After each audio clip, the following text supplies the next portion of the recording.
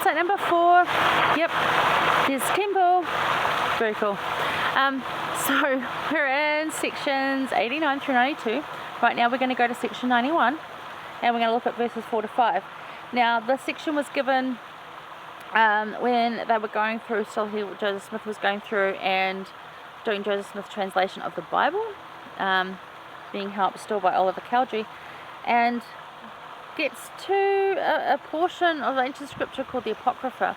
And the Apocrypha are some books that are not in our current Bible. So if you're thinking, well, what are they? Then they're not in there. They're not actually in a lot of modern day Bibles. They are. You'll find them in Jewish Bibles. They still have them. And the Lord reveals here that actually, and a lot of historians have looked at this too, that these books, although partly scripture, are also just partly story. So don't actually need to be included in scripture. They didn't need to be translated. Like, they're important for historical facts, but I don't actually know. I haven't read them, and I don't want to offend anyone that has them. There's nothing wrong with reading them. In fact, we're encouraged to study from the best books, and that would be one of them. It was just not necessary for Joseph Smith to go over and do a translation of it. It wasn't pivotal to the gospel.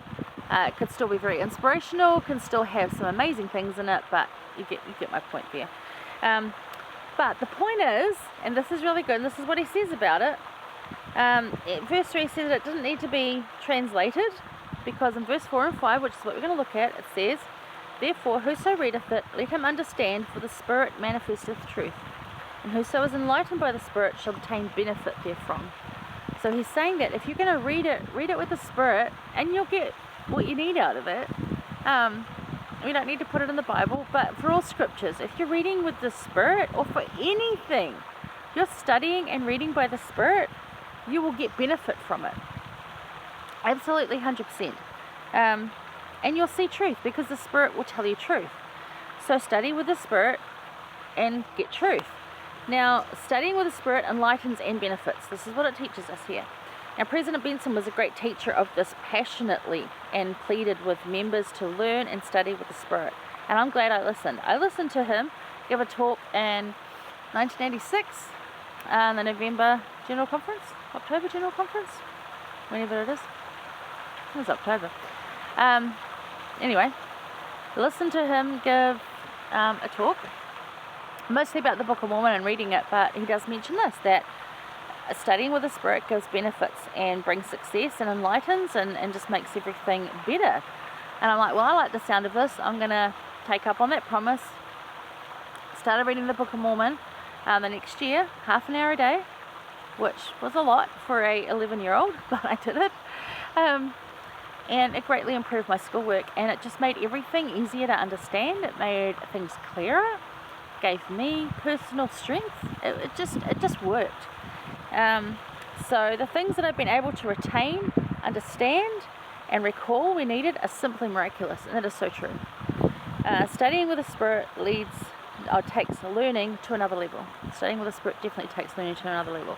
So I advise my students that I have an institute that I've had in youth whenever I've had them in past years, that if they're trying to improve, like in a particular subject, or they're struggling with retaining the information they need, read the Book of Mormon first, study with the Spirit, and it's just so much better.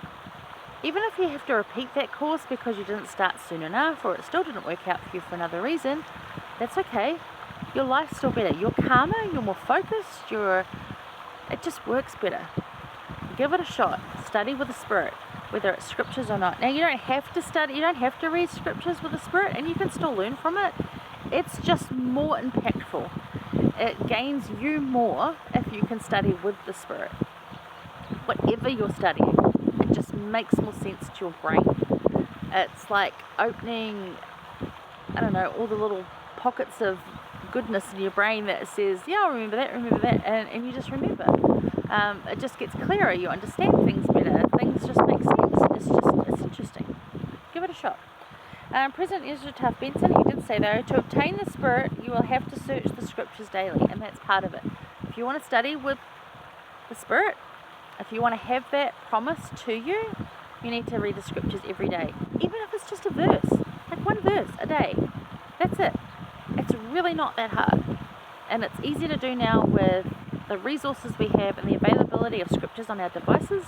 You can get a scripture a day. There's lots of different things you can get sent to you. You can just follow one spiritual account and make sure you read that every day. That is going to count. It is going to bring the Spirit into your life. And it's not about the amount, it's the quality of time you spend with it. You can do hours studying scriptures and not have the Spirit with you, or you can study one verse and have the scripture and have the Spirit with you, and it means everything and makes all the difference. So keep that in mind too. Don't be overwhelmed by the quantity. Go for quality. Do your best at it and invite the Spirit in, and it will make so much difference to your life.